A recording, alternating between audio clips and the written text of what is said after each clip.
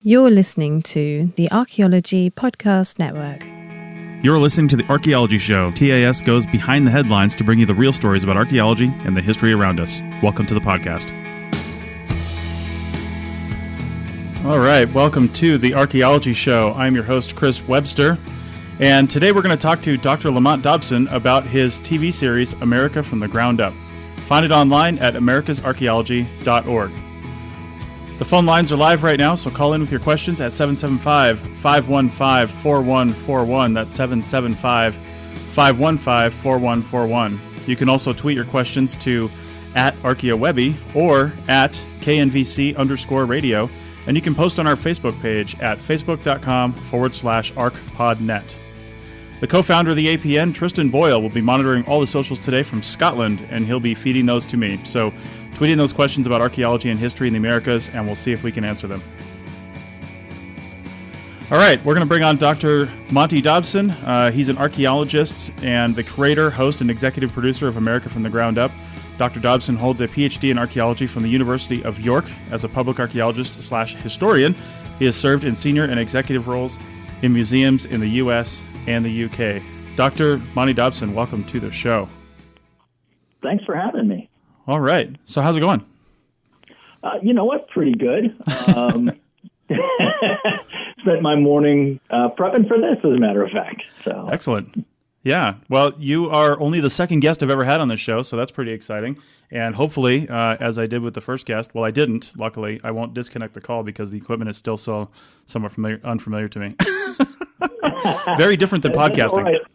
I nearly had to disconnect anyway. I had to jump off the call real quick as I just called in because one of the funders of a project I'm working on called, and I was like, I'll call you right back. Nice. Yeah. All right. Well, what we're going to talk about today, as I mentioned in the introduction, is your series, America from the Ground Up. And I'll say it again. You can find it at americasarchaeology.org. And you may have actually seen it on your local PBS station as well. So go check that out. A bit of shameless self-promotion. You can also watch it streaming on the PBS website. Outstanding. There you go. Yeah. So, okay. So you have a couple seasons. Let's talk about the show. First, what is the overall thesis of America from the Ground Up? What is this series about?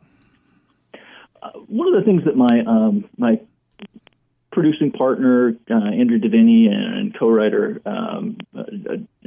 Josh Koenig, that we all wanted to do was to put together a project that looked at American history and American archaeology in an interdisciplinary context, but also that looked at American history and archaeology, and particularly colonialism in America, in a comparative context. So there are 3 seasons of this that we plan. Season 1, we filmed in Quebec, Montreal, the Great Lakes, and sites along the Mississippi. We focused primarily on the area and the cultural impact, cultural legacy, if you will, of New France in America. Season 2, we filmed in 2017, and it was released 2018. It's still popping up on your local public television stations now. And that looked at the area of impact and the cultural legacy of Spain in America. Okay. And then with the 3rd season, we want to go and pick up the legacy of the British in America. And that'll kind of complete the cycle that we had set out to do. Okay. All right. Well, I want to run through this. I want to run through the episodes and what this is all about. The first season. Now, I noticed the second season has a name listed under it, calling it New Spain. At least that's what I saw. Yeah. Does the first season actually have a name, or is it just America from the Ground Up?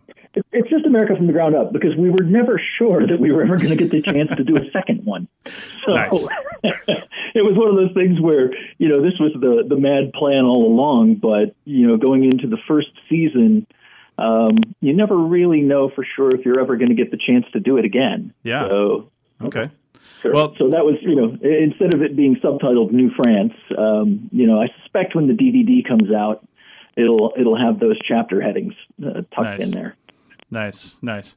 All right. Well, Before we get really into the show, I like to, anytime I have a guest on the podcast version of this show, I like to sort of set the credentials of the guest. So as I mentioned in your introduction, you do have a PhD in archaeology from the University of York, but really what's your background in archaeology? What are your primary interests and focus and that kind of led you down this path? My primary area of research is actually early medieval mortuary monuments, death and burial in sort of 5th to 10th century England. Okay. And so, when I was doing my master's degree in history at Central Michigan University, one of my sort of subfields was Native American history. So that kind of is the sort of opening reason of why I sort of got interested in this project to begin with. So, and the television stuff is really an outgrowth of my experience as a public archaeologist, which is really the track that my career has gone down, is sort of public engagement, interacting with the wider public and science communication. Okay. And, there's an episode of the Archaeology show coming out on the Archaeology Podcast Network tomorrow, actually. That's my interview with you at the conference we were just at, the Society for Historic Archaeology. And if anybody really wants to hear us geek out on producing shows like this and how we can get more stuff done like this and what archaeologists need to do to really get these things on the airwaves in a credible way, listen to that episode because it's really good. Today we're going to focus more on the series, and in that episode we focus more, I think, on the real nuts and bolts of getting something like that done, which is something we need. So much appreciated for you doing this. Okay, well, let's get into the series. So each series, I know the first season 1 was 6 episodes long, and the first episode is called America's Lost Civilization, Cahokia. What can you tell us about Cahokia? Because this radio station is based out of Carson City, Nevada, even though you can listen anywhere in the world through the internet at knvc.org/listen-live. This is in Carson City, Nevada. So people out here in Nevada might actually not be so aware of Cahokia and what it is. What's the background on Cahokia, and where is it? Cahokia is a site. It's a UNESCO World Heritage Site and a museum that's run by the state of Illinois, and it is the best way to put it is, I'm sorry, I'm going to sneeze here just a second. I'll try not. Sorry. Live radio. Love it. So anyway, Cahokia is, in addition to being a UNESCO World Heritage Site, a Native American urban center in the Mississippi bottomlands, if you will, about 8 to 10 miles from downtown St. Louis. Mm-hmm. In, let's say, probably about 1150, 1200, I think it's probably at its height or thereabouts. And I've seen population estimates for the city itself ranging anywhere from 20,000 to 35,000. And if you bring in think of it like a city-state. If you bring in the surrounding communities, you're probably looking at 50,000. Mm-hmm. It's huge. Which is massive. The central mound there is called Monk's Mound. It's a platform mound that, let's see, the footprint of it, I think, is 2 acres larger than the Great Pyramid at Giza, and it's taller than a 10-story building. Yeah, it's daunting when you stand on top of it. It's incredible. I spent a day walking up and down it, messing up my lines. What I can only describe as searing July heat. Well, and it's so tall. I mean, you can see, the first time I went there, I was shocked that I could see the arch, the St. Louis Arch, from the top of Monk's Mound. And I'm willing to bet you could see Monk's Mound from the top of the arch if it's green, though, and covered in grass and kind of blends in with the surroundings, so it's difficult to pick out. If there was something identifying on that, you certainly could, because we filmed from up there and got great shots of the arch. It's incredible that it's the tallest structure in that stretch between the arch and what's now Collinsville, Illinois. Yeah, it's amazing. So. All right. Well, that's really cool. I mean, I would definitely suggest people go check that out, because you can just walk around that whole thing. They've got some amazing dioramas and reconstructions inside the visitor center, so you can see what it looks like. It's a fabulous museum. Yeah. It is a fabulous museum, well worth a visit, and if you're so inclined, well worth your support. They do incredibly good work. Yeah, they do indeed. And I think, just to go back to something you mentioned, population at its height of, up to 50,000 people. I mean, people, let's be honest, tend to think of Native American populations in this country as, smaller, teepee rings and all that kind of movie stuff, that we think about. But there were some massive societies that built up here, not just down in Central and South America, the Aztec and the Maya, who we're all used to hearing about, and these monumental archaeology. Sure, the Native Americans here in this country didn't often build stuff out of stone like that in that size, but these earthen mounds that are all over the Ohio Valley and up to Missouri. And out in, not far from you, there are some Pueblo structures, 1,300 room Pueblos. When we filmed season 2, we were out with we were out in the mountains in Arizona, mapping, stone Pueblos. Oh yeah. Yeah. They're, the incredible stuff. So, the unfortunate one-size-fits-all stereotype of Native American communities does nothing, does no justice, if you will, to the diversity and complexity of Native American culture and Native American civilizations throughout what's now the United States and North America. Right. We unfortunately John Wayne them into a one-size-fits-all. Right, indeed. Okay, let me mention one more time, if you're in the Carson Valley or really anywhere in the United States, call in 775-515-4141. We've got 2 phone lines here. Monty's taken up one of them, so the other one's free and clear for you to ask a question. And you can ask a question about the series or really anything in American archaeology and prehistory, and we'll see if we can pull our heads together and answer it. So feel free to do that. Also, tweet at ArchaeoWebby, ArcheoWebby, and Tristan Boyle is monitoring that for me. All right, so let's move on. The next episode is the fur trade, and I got my undergraduate degree in Grand Forks, North Dakota, and we used to go up to Winnipeg, Canada all the time.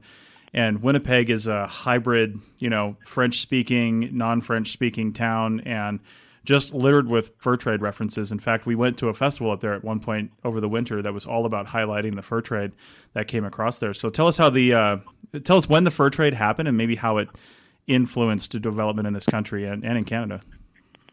Boy, that's a big question. To be an expert on the fur trade, thanks. No, overview. Yeah. Well, it's one of those things where as different European colonizers turn up in the Americas, in addition to sort of land, one of the things they're looking for is to make a buck. And I will say with the French, they seem to be, and I'll focus a little more on the French fur trade and then maybe touch a bit on the Russian in a minute. But for the French, they're coming into North America and tapping into these sort of pre-existing, into Native American communities. And they begin to interact with Native American, different Native American groups. And, as you said, Winnipeg is a site that has a strong French heritage. The Great Lakes were kind of the sort of military heart of the alliance with the Anishinaabe. So the inland lakes and waterways in North America are utilized by the French and as a sort of way to network this, or to put together a network of these pre-existing communities and tap into those relationships. And that continues for a considerable time. The British get into the game, the Hudson Bay Company, out west, the Russians, and it's interesting to contrast and one of the things we can start to do with this series as we start getting more episodes is that we can start to draw comparisons between what people were doing and how they did similar things in terms of European colonizers and Native Americans and those alliances. But also, if you look at the French, the type of fur trade that they're engaged in and the fur trapping is that it's not as intensively destructive environmentally as what we see the Russians engaged in. You can follow the Russian fur trade across Siberia, and they're just devastating the environment all the way through, trapping, killing everything they can get their hands on to maximize the profit. They get into Alaska, and they start doing the same thing. That's one of the reasons you get a colony down at Fort Ross in Sonoma, California. And so, you can kind of see they're trapping out those fur animals in a way that the French don't seem to be. Right. See, you're an expert on the fur trade. Ish. More so than probably most of us listening, I would say. Yes, there you go. Yeah. That's my you've discovered my trick. That's right. Just enough to sound lucid, and you're good. Nice. Well, that's why series like this need to exist, though, because a lot of people don't know, or even, you're not going to get a PhD in the fur trade listening to this or watching the show, but it's going to be information that you didn't know, and probably really something like this, and in the way that you've put it together, really helps us understand kind of where we come from, what built this country, why are we the way we are, and how did we get here, and what are the influences that led to that. And I think if more people understood that history and the different components that come to it, I feel like if we really understood that, we'd be a little more tolerant in this world about other cultures and other societies and other ideas, knowing that we came together like that. Yeah, that's exactly one of the reasons that I undertook the project. We wanted to create a project that's going to be accessible to the public, but that's also going to be presenting current ongoing research as well as the results of previous research. And then in its own right, it becomes a research project because it is a comparative analysis of those different colonial systems.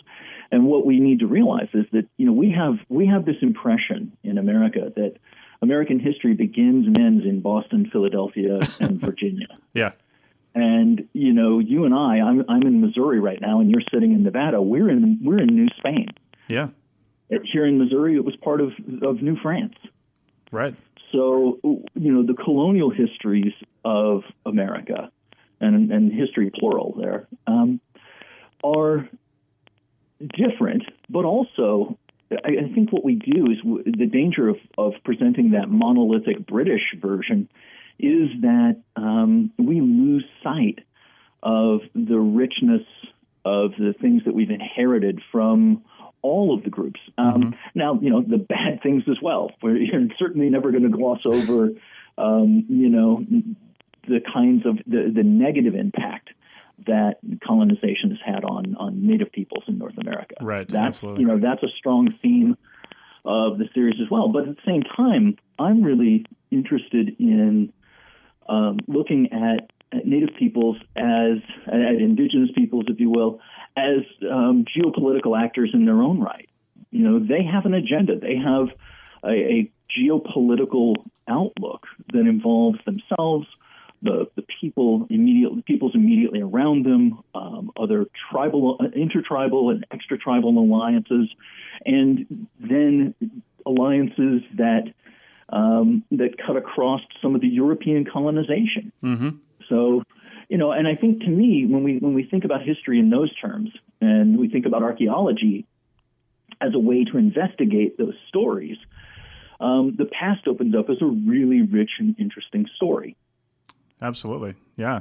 And, you were mentioning the history and the New Spain and New France, and I wanted to touch back on that for a second because it's always interesting to me, and this is going to get into the next two episodes from the series, is, how Spain, France, and to an even greater extent, England, they managed to hang on for a long time to their other colonies around the world, the places where they came in and colonized and hung on. Yet the scrappy people that came over here kind of didn't stand for that for too long and said, let's do this and take the country. And England just couldn't hang with that. And apparently neither could anybody else. And so the next two series cover that with the episode 3 with the French and Indian War and episode 4 with America's War for Independence. So can you tell us what's covered in those two episodes?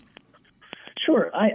In those two episodes, and as you watch throughout the series as a whole, you'll see different elements of that story put together. And I wanted to craft those particularly, if you will, we think of them as particularly American stories. The 7 Years' War, the American Revolution, the French, the War of 1812.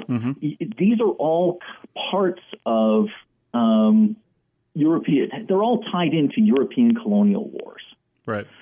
And that's what I'm really trying to get at in those episodes of, how can we look to the archaeology to better understand what people are doing in these places at this time. And so that's kind of, that's the main focus of that.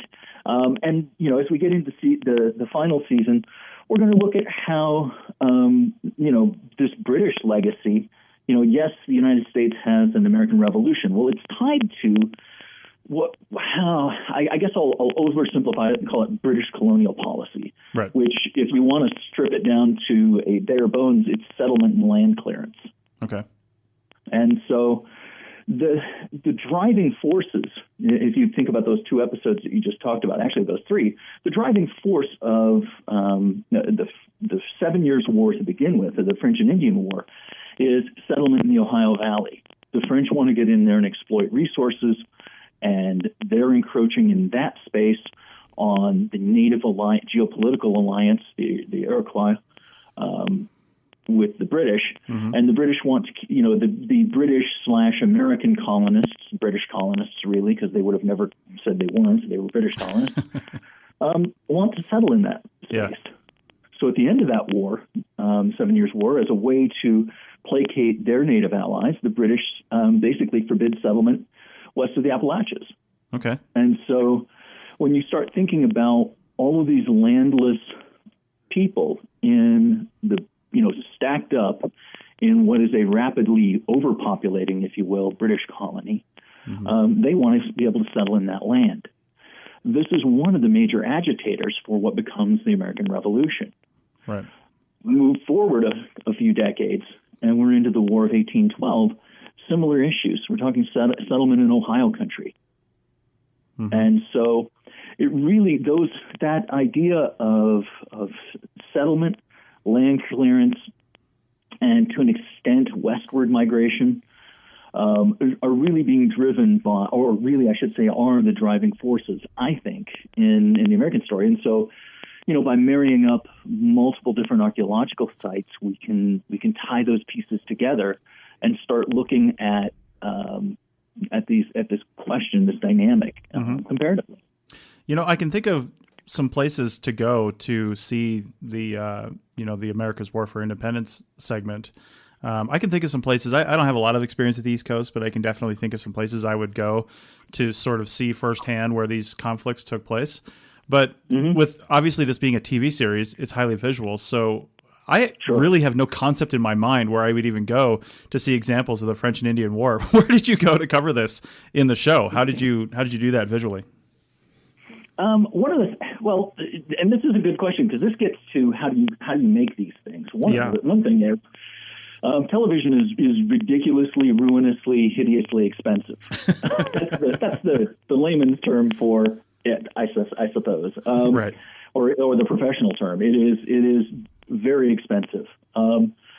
We have never had the kind of budget that would allow us to do things like recreations, CGI, and that sort of thing. It's just outside of our budget. So, one of those drivers is that I want to find places that are visual, that are strong examples of the kinds of social dynamic that we're examining and talking about. One of the places that we filmed was Fort Ticonderoga. That's a fort that's important. It was Crown Point, and before that, it's a number of other. It has a couple of other names because it changes hands between. It's British, it's American. It has a rich history in that space. Right. It's also gorgeous. That does not hurt. And where is that? That's Fort Ticonderoga, giant stone fort sitting on Lake Champlain. Ah, Lake Champlain. Okay, yeah. Yeah, and this is another reason for another thing that drives where we choose to go. One of the things that we're doing with this is we're decentering the American story on a grand scale, in that we're looking at the French first, the Spanish second, and then the British.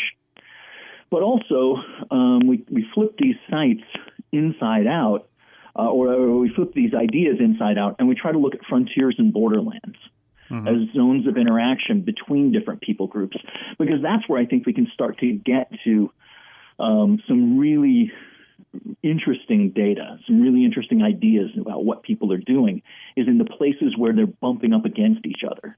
Right. So that's another driver for a site that we select. So, our American Revolution episode, if you will, features sites. We start out in Quebec, at the Plains of Abraham, and we work our way down through the region of Lake Champlain and talk about that area that really is, in the American mindset, an afterthought. But actually, it's one of the most important zones of interaction between the British and the Americans in the entire war. Nice. Okay. All right. Well, let me take a second here to remind everybody, especially you guys listening in the Carson Valley on KNVC 95.1 FM, Carson City Community Media, to call in at 775, I always lose the phone number, 775-515-4141, and you can call that number from really anywhere in the country, and probably Canada too, so call in if you happen to be listening from up there. And if you are not listening online and you want to, knvc.org/listen-live will get you there. You can also tweet at ArchaeoWebby, ArchEwebby, and at ArchPodNet, ArchPodNet. And be sure to check out KNVC on Twitter, KNVC_radio. And Dr. Monty Dobson, you're also on Twitter at Lemont, Lemont. That's right? Yes, sure. Okay. Perfect. My name, at me. At him. That's right. I'm surprised you're not famous enough that it's not at the real Lemont. That's when you know you've made it. Oh, you see, that's what I needed to go for, was at the real Lemont. Yes. That's right. Not the fake Lemont that's out there. All those Lemont posers out there can just, All right. So I thought it was interesting, and I want to get your take on this as we go back to the show here. You end the series with the War of 1812, but you pop in this episode called The Science of Archaeology right in the middle there. What is the reasoning behind that sort of scheduling, and what do you cover in that episode? I wanted to do the science episode because, one, I'm a science nerd, and we had these terrific interview segments that were too long to fit in those narrative episodes. Some, little bits and pieces of them were, but there was so much more that depth and richness that I really wanted to talk about. So, what we did was we carved out that space for that episode. Part of the reason we could do that is, as this was originally conceived, and this will give you some idea of how these ideas evolve, it was going to be 4 one-hour episodes that we were looking to film.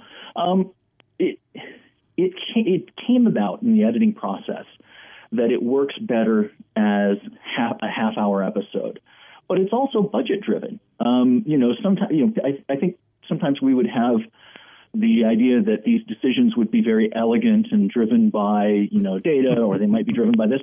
But at a certain point, it's really as elegant as a meat axe. You can only do what you have the money to do. Right.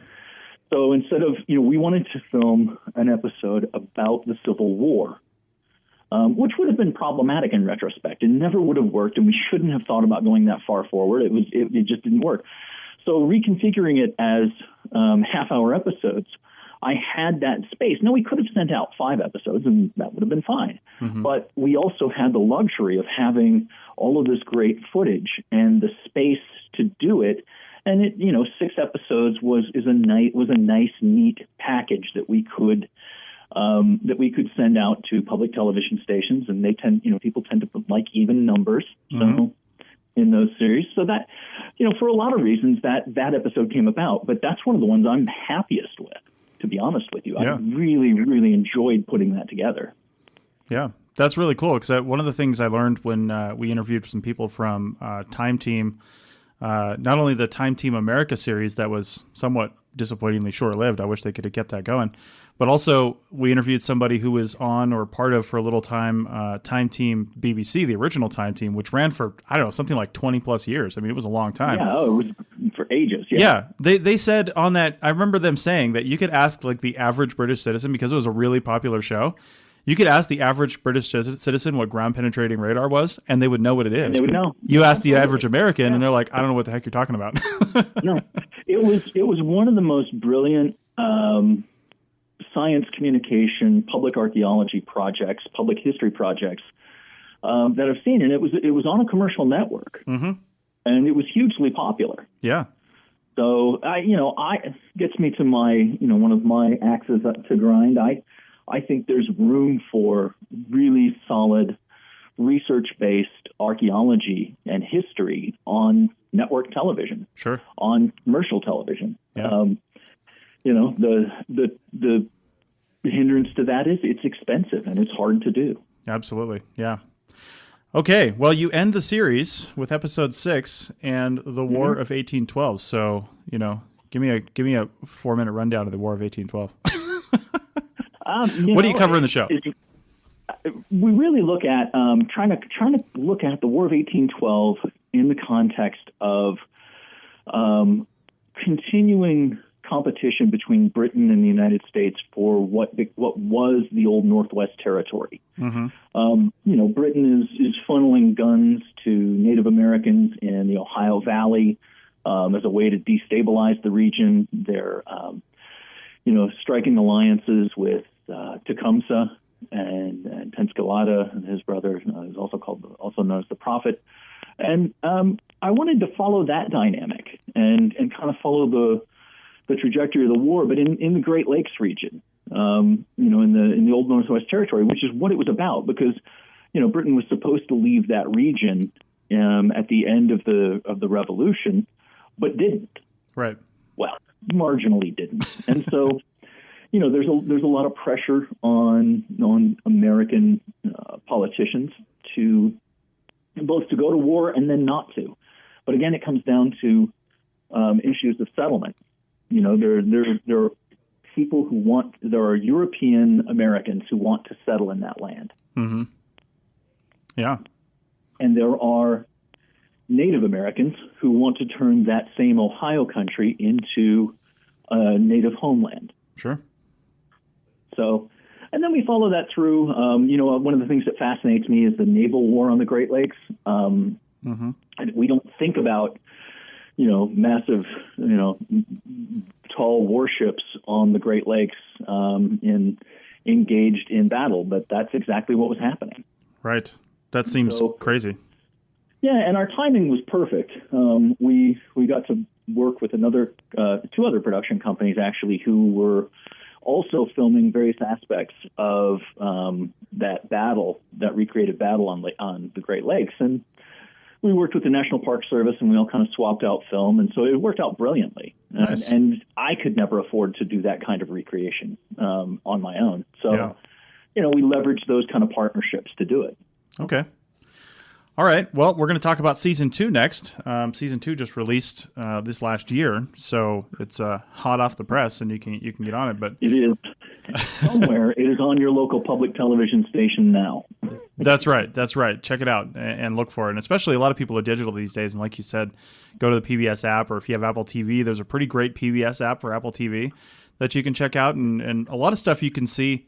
The Apple TV app for PBS really kind of floors me a little bit, because all these guys still require like a cable login to see some stuff, but the PBS app has a lot more stuff that you can just watch without a cable login. I'm like, if I'm a cord cutter, why am I going to have a cable TV like login subscription? That doesn't make any sense. But that being said. And just to let everyone know, ours is outside of the PBS. It's not a paywall, but it kind of is. Yeah. It's their membership thing, where if you're a member, you can see more. Oh, yeah. Okay. Ours is not part of that. We make it freely available by partnering with my production partners on this, Central Michigan University and WCMU Public Media. The reason I did that, and the goal for that, is we make it freely available to anybody within the United States that wants to watch it. But it's also there for use in schools and in universities.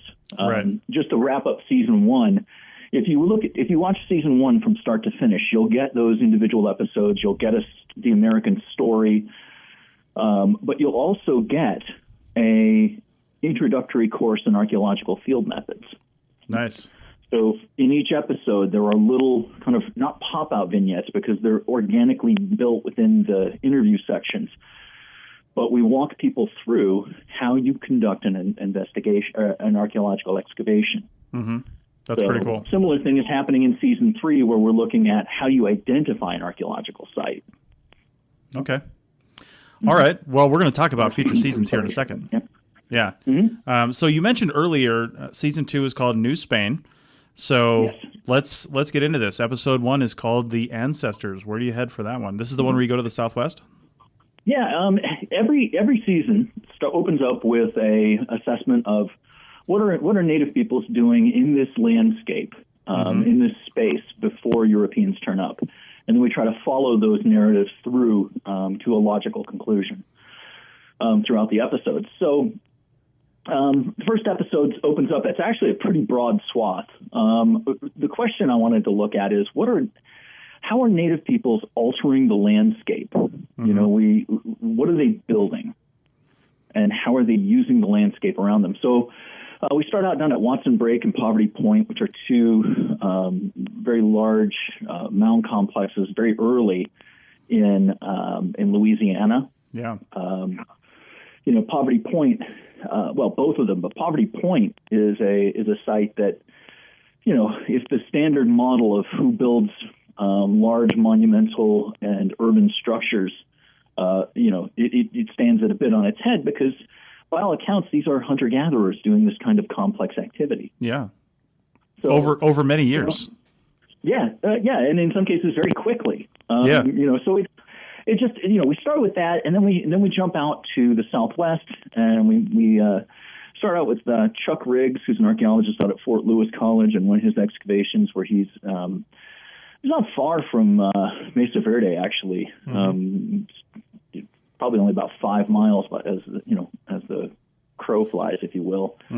But he was excavating a couple of unit pueblos with his field school, and then we kind of follow that. We start there, and we kind of trace that story of the Pueblo migration through the story of the Jemez Pueblo people over the course of that episode.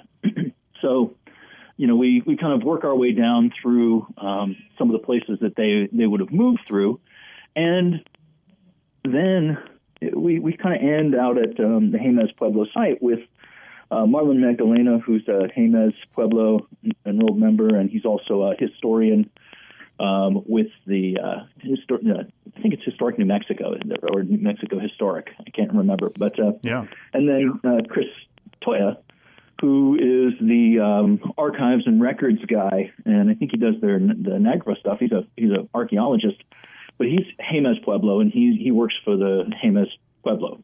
Okay. And so just got their story of the Pueblo migration.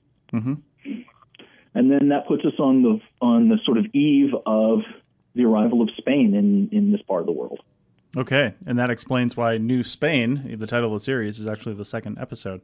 But before we head into that, I got to mention I did a bunch of work on as a cultural resource management archaeologist down in the New Mexico area, and actually we were staying, my wife and I, near Chaco Canyon, and we were actually at this ranch house that was maybe 45, 50 miles from Chaco Canyon, and so on our time off, we worked a 9 on 5 off schedule, so we had a lot of days off in a row, and we went out to Chaco Canyon.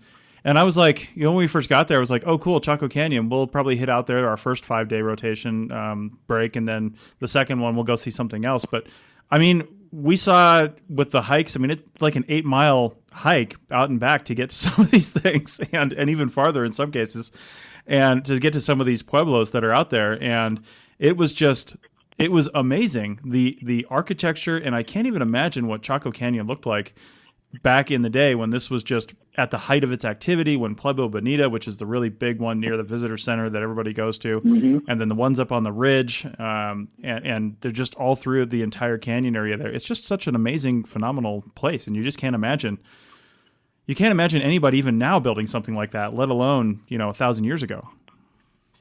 Right. And there are, Pueblo towns across that part of the world, from Arizona, New Mexico, from Colorado on down. Yeah.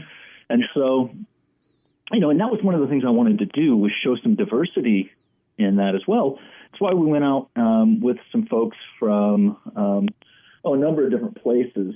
And we were mapping a Pueblo site on the White Mountain Apache Reservation in an alpine environment. Most people, you think Pueblo, they're like, oh, it's this. Well, it's not all desert. Here we have, we were at a 600-unit Pueblo in an alpine environment, surrounded by forest and water and all of those things that you wouldn't necessarily associate with. Right. Yeah, and it's amazing. And it's as we study history too, and we try to not only figure out what was going on in the past, but probably try to learn from it. Chaco Canyon and that whole they call it the Chacoan outliers, like communities that are associated with Chaco Canyon. It's a demonstration in resources too, because I think it's still pretty much common understanding that one of the reasons that declined so suddenly over the course of not very many years is because of massive resource depletion. There were too many people, not enough wood, not enough water, not enough food. Sure. Yeah. And that's something that I think is important for us to talk about as archaeologists, as public archaeologists, which we both do. And that is that what can we learn from the studying the past that's going to help us understand what we're doing today? Yeah. Everything from, as you say, the resource depletion, going back to look at Cahokia. One of the reasons Cahokia depopulates, or one of I would say the most plausible theory for why Cahokia depopulates and is ultimately abandoned, is exactly that, resource depletion, because the population of that site became too intensified and too large for it to be supported by the surrounding area. Mm-hmm. Yeah, indeed. And, they didn't have weather forecasters and climate scientists and all these other things. And we do, and we still don't listen to them. But that's another show entirely. We don't know the difference between weather and climate. That's right. So I always, I get into this argument with people, and I'm like, no, weather is when you stick your head out the window, and if it's raining, you have wet hair. Yeah. Climate is the weather over decades across the whole region or the planet. Exactly. Exactly. I have a friend who works for the National Weather Service here, and he's probably tired of having those conversations, I would imagine. Yeah. So, all right. So the next 2 episodes, I think we'll talk about those together, because New Spain, as you mentioned, when the Spanish start coming into the West here and really kind of dominating. I mean, half the towns in California start with the word mission as their name. So, that's that influence right there. And then worlds collide, I'm sure, is the Spanish coming in where they're not welcome. So let's talk about those. Well, it's all of those things. Those 2 episodes, what I wanted to do was set up a contrast in terms of the vastness of the size of the holding, and contrasting that with sort of French colonial holdings and the competition with the French, but also, the British, and the different ways of having to navigate that landscape. Where the French were able, because of the geography, the topography, the rivers and lakes of the region, were able to use those as water highways. Mm-hmm. The Spanish didn't necessarily have that in the interior of their colonies. If you want to make it from Mexico City to Santa Fe, you've got a long trek to make over a vast stretch of, in some places, pretty inhospitable desert. Yeah. And that journey can take weeks and sometimes months. I mean, it's inhospitable driving across that landscape sometimes, let alone on horseback or walking. Yeah. We were out on a stretch, and this is where my terrible, bad high school Spanish will fail me. We filmed out on the White Sands Range area in advance of some road improvements for Spaceport America with Elizabeth Oster, and she was mapping stretches of the Jornada del Muerto where there were some pottery scatters.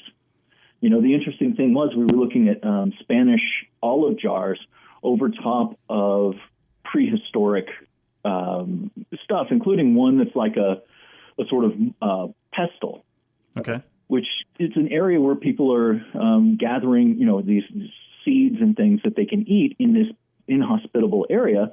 And, people leave this behind because they're not carrying it with them. They don't want to carry it with them. Yeah.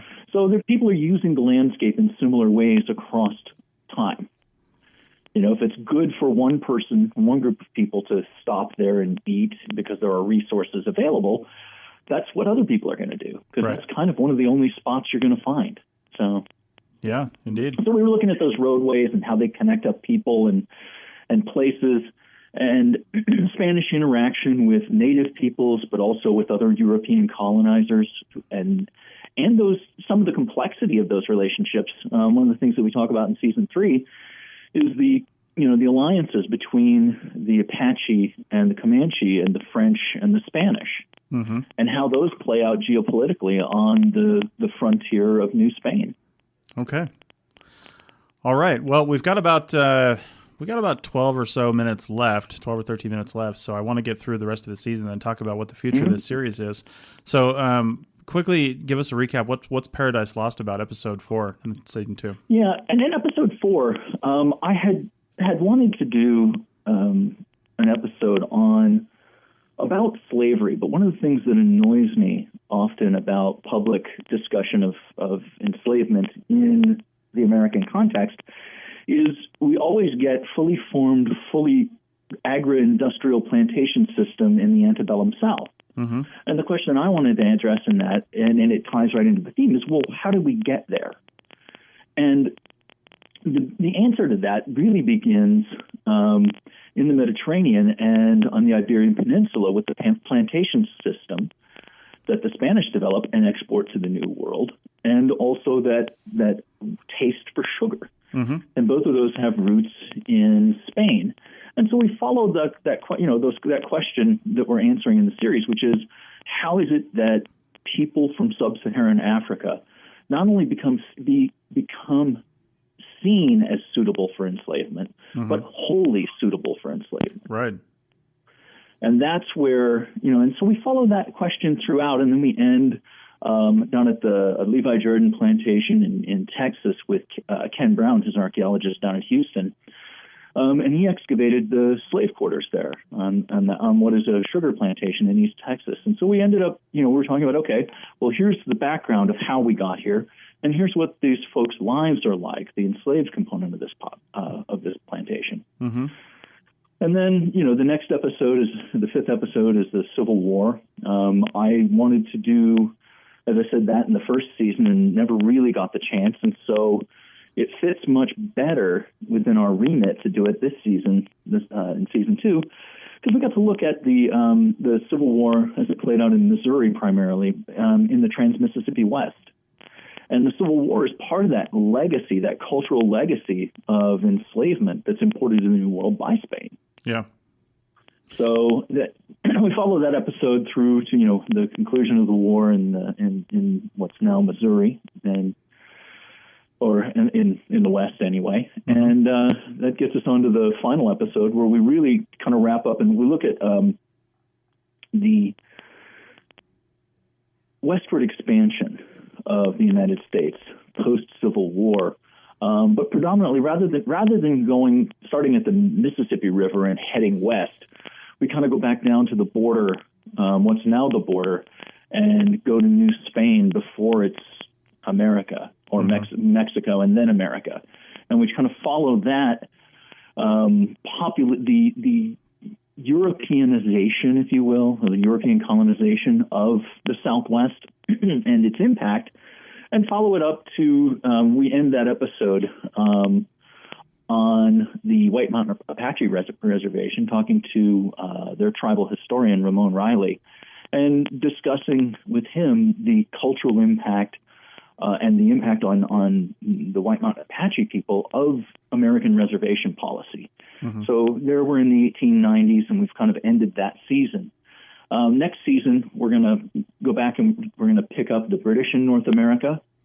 And we're in the process of writing that now and selecting sites.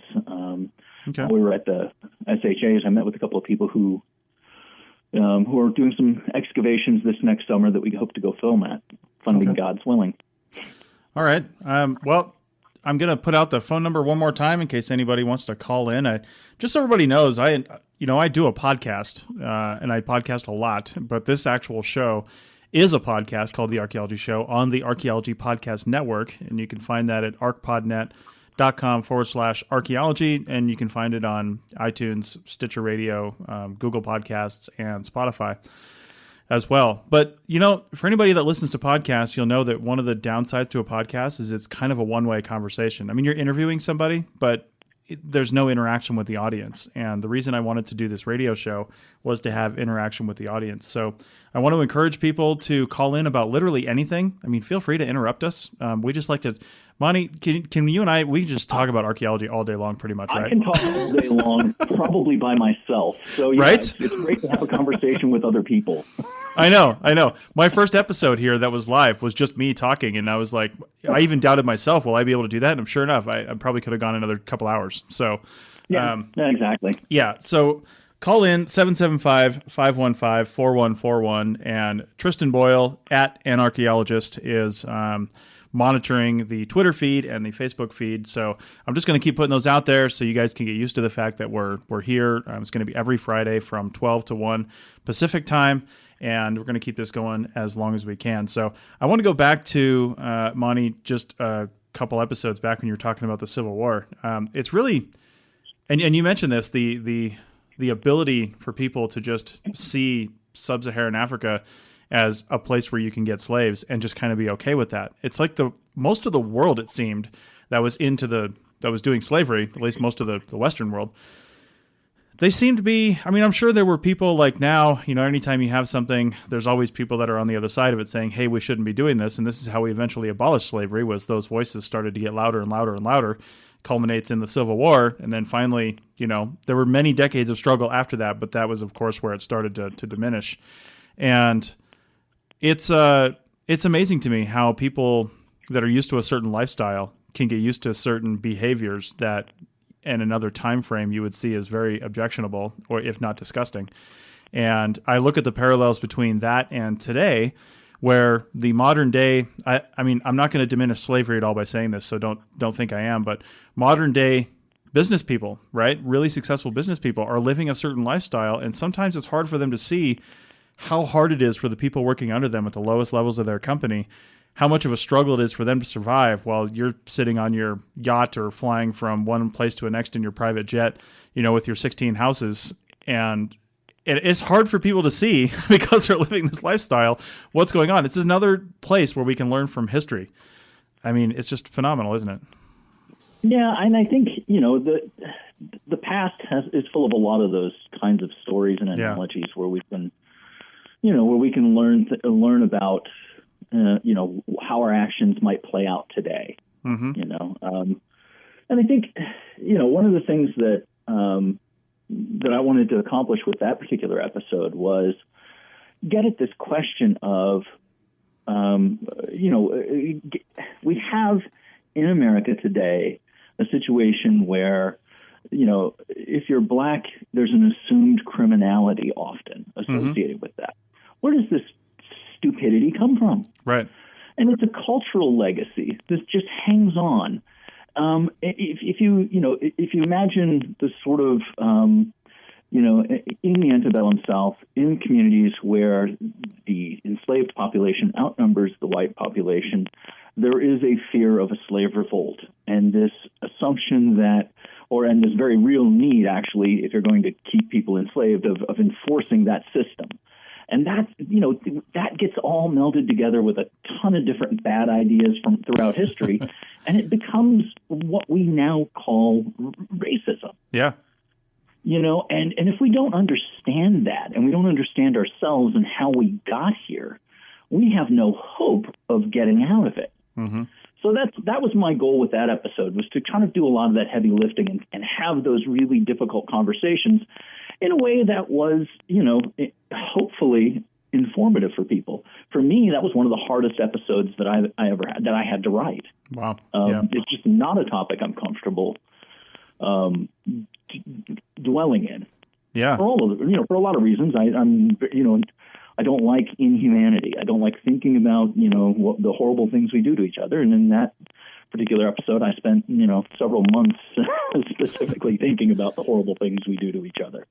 Well, it's good. It's good that you did it, because sometimes to get through the hard times, we need to be uncomfortable. That's for sure. Oh, exactly. So, just because something makes you uncomfortable doesn't mean there's a reason not to do it. It's very often the reason you should go do that. Exactly. All right. Well, we mentioned that there's going to be a season 3, and are there more seasons planned after that, or are you kind of looking to season 3 as the end of this series?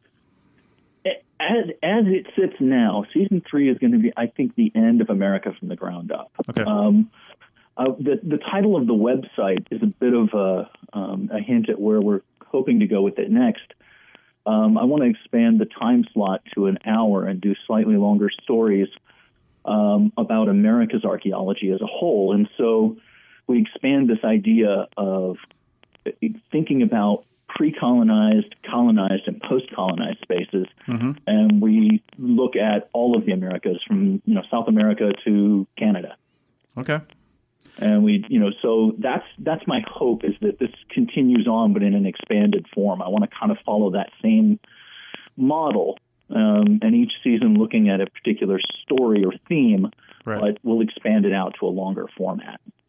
Okay. Well, in the last 2 minutes, that leads right into, Tristan Boyle over in Scotland. He's asked a question, and this leads right into that. He says, what impact do you think America from the Ground Up will have on programming? Is there any hope for other shows like it, besides what you want to do to follow on to this? I think so. I hope we've done something that other people can look at and get an idea of how you put together a complex story around research-based archaeology. Yeah.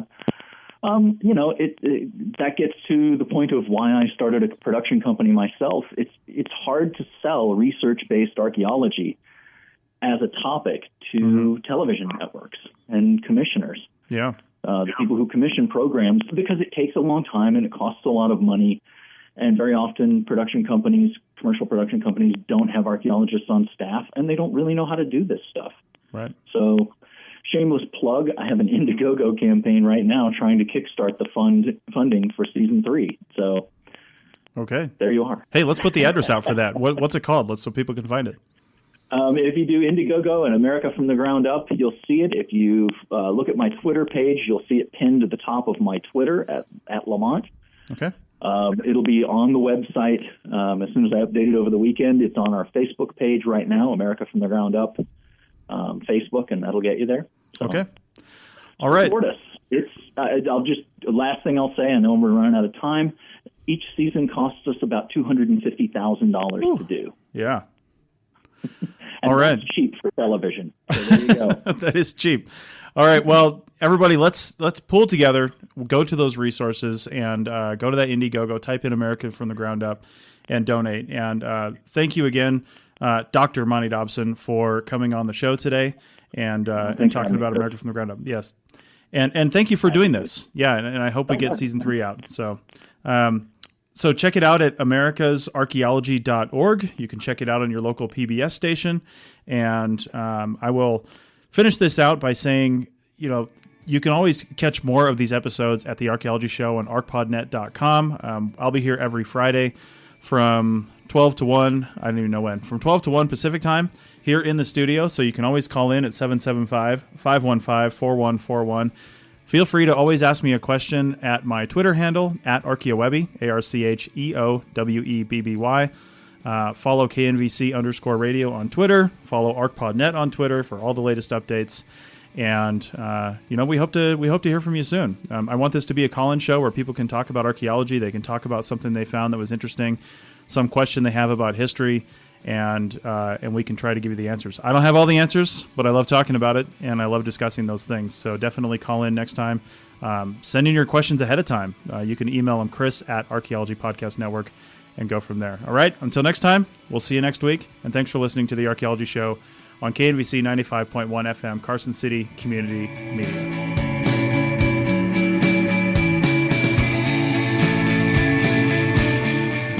Thanks for listening to the Archaeology Podcast. We hope you enjoyed it. You can provide feedback using the contact button on the right side of the website at www.archaeologypodcastnetwork.com/archaeology. Or you can email Chris at archaeologypodcastnetwork.com. Please like and share the show wherever you saw it so more people can have a chance to listen and learn. Send us show suggestions and follow ArcPodNet on Twitter and Instagram. This show is produced by the Archaeology Podcast Network. Opinions are solely those of the hosts and guests of the show. However, the APN stands by their hosts. Special thanks to the band Sea Hero for letting us use their song I Wish You'd Look. Check out their albums on Bandcamp at seahero.bandcamp.com. Check out our next episode in 2 weeks, and in the meantime, keep learning, keep discovering new things, and keep listening to the Archaeology Podcast Network. Have an awesome day.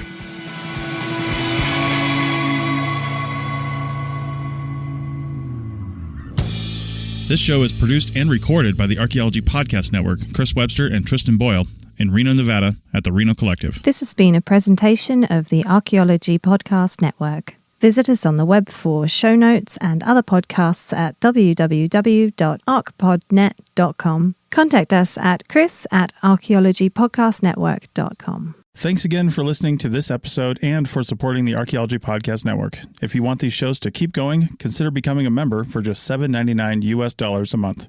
That's cheaper than a venti quad eggnog latte. Go to archpodnet.com/members for more info.